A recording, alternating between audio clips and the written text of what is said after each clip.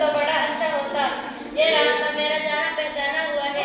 कुली ने उसकी बात मान ली। चलते चलते रास्ते में जंगल में लवे आदमी अचानक घोड़े से कूदा और तलवार निकाल कर कुली के सामने खड़ा हो गया। कुली ये मंजर देख कर हक्का बक्का रह गए। उसके पैरों तले से जमीन निकल गई। वह निहायत आजीजी से बोला, भाई मेरा सब कुछ तुम ले लो और मुझको छोड़ दो, मैं किसी से तुम्हारी शिकायत न करूंगा। मगर डाकू ने एक न सुनी और कहा कि सामान तो है ही मेरा, मैं कच्चा काम नहीं करता कि तुझको छोड़ दूं और बाद में तू बदला ले ले। कुली ने फिर आजीजी की कि अच्छा मुझे 2 रकात नमाज की मोहलत दे दो, फिर जो जी में आए करना। आदमी उस पर राजी हो गए। कुली ने फौरन नीयत बांध ली और अल्लाह से आजीजी की। उसकी आंखों से जारों की तरह आंसू जारी हो गए। अचानक एक दूसरा घुड़सवार नमूदार हुआ। उसने डाकू पर हमला कर दिया। डाकू गिरा और तड़पने लगा। देखते ही देखते उसके बदन से आग के शोले निकलने लगे और आन की आन में उसका काम तमाम हो गया। और उधर कुली नमाज और दुआ से फारिग होकर यह मंजर देखा। उसने अजनबी सवार को आवाज दी मगर वह अजनबी गायब हो गया और जाते जाते ये कह गया कि अब तुम महफूज हो, जहाँ चाहो जाओ। यह है नमाज और अल्लाह के सामने गिरिया वजारी की बरकत।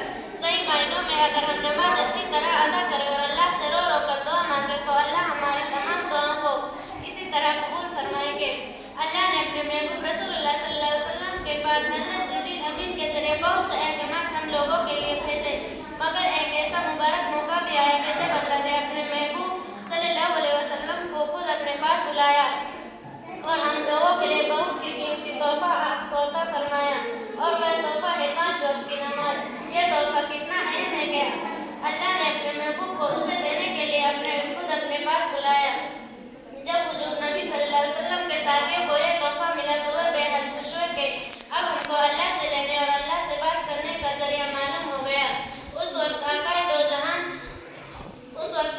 जहान और आपके साथियों पर बड़ी परेशानी के हालात थे। ऐसे नाजुक मौका पर अल्लाह ने यह तोहफा अता फरमाया। मगर आज हम मुसलमानों का क्या हाल है? आज हम में से ज्यादातर लोग नमाज से गाफिल हैं। 10-12 लोग अगर किसी घर में है तो सिर्फ 2-1 लोग नमाज पढ़ लेते हैं। बाज़ घरों में तो कोई भी नहीं पढ़ता। बाज़ लोग सिर्फ जुमा को मस्जिद जाते हैं और कुछ मुसलमान ऐसे भी हैं कि जुमा और ईद की नमाज भी नहीं खाना नहीं करते। अफसोस सदा अफसोस। यह है हमारा अमल।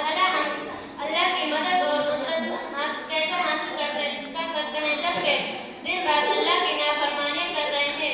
नमाज आका सल्लल्लाहु अलैहि वसल्लम की आंखों की ठंडक है और हम कैसे उम्मती हैं, हम कितने बड़े मुजरिम हैं। बंदिश अल्लाह हमारी अब तक की कोताही को माफ फरमाए, आमीन।